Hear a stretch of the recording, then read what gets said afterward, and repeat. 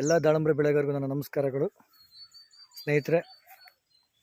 ಇದು ವೈನಸ್ಕೋಟೆ ಪಾವಗಡದ ಹತ್ರ ಬರುತ್ತೆ ಒಂದು ಊರು, ಇದು ಹಳ್ಳಿ. ನಮ್ಮ ಮಾಸ್ಟರ್ ತೋಟ ಇದು. ಡೇ ಒನ್ನಿಂದ ಕೂಡ ಇತ್ರಲ್ಲಿ ಮಾಡ್ದಂಗಿಂದ ಇದಕ್ಕೆ ನನ್ನ ಮಾರ್ಗದರ್ಶನದಲ್ಲಿ ಮಾಡಿದ್ದೀವಿ ಸ್ನೇಹಿತರೆ. ನೋಡ್ಬೋದು ಗಿಡದಲ್ಲಿ ಒಂದು ಯಾವ ಥರ ಕಾಯಿ ಕಟ್ತಾ ಇದೆ ನೋಡ್ಬೋದು. ಪ್ರತಿಯೊಂದು ಗಿಡನೂ ಕೂಡ ನಿಮಗೆ ತೋರಿಸ್ತೀನಿ. ಇದು 2ನೇ ಬೆಳೆ. ಕನಿಷ್ಠ ಅಂದರೂ ಒಂದು ಗಿಡಕ್ಕೆ ಕನಿಷ್ಠ ಅಂದ್ರೂ ಕೂಡ ಒಂದು 200ರಿಂದ 300 ಕಾಯಿ ಕಟ್ಟಿದೆಯೇನಪ್ಪ. ಒಂದೊಂದು ಕಡೆ ಬರೀ ಒಂದೊಂದು ಹರೆ ಮೇಲೆ ನೋಡ್ಬೋದು 50ರಿಂದ 60 ಕಾಯಿ ಕಟ್ತಾ ಇದೆ. ನಾನು ನಿಮ್ಗೆ ಯಾವಾಗಲೂ ಹೇಳ್ತಾ ಇರ್ತೀನಿ ಈ ವಿಡಿಯೋದಲ್ಲಿ, ಒಳಗಡೆ ಕಾಯಿ ಬರಬೇಕು. ನೋಡಿ ಯಾವ ಥರ ಕಟ್ಟಿದೆ ಒಳಗಡೆ.